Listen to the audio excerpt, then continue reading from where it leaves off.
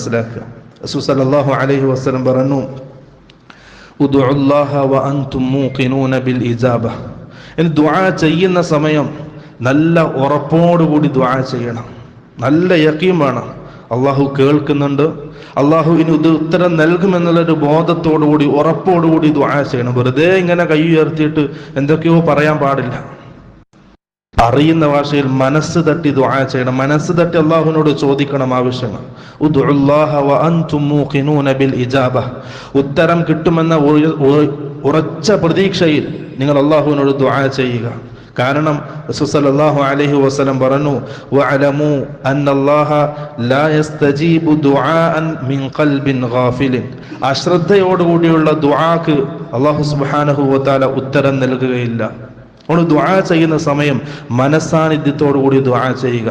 അള്ളാഹു കേൾക്കുന്നുണ്ട്, എൻ്റെ ഈ തേട്ടം അള്ളാഹു അറിയുന്നുണ്ട്.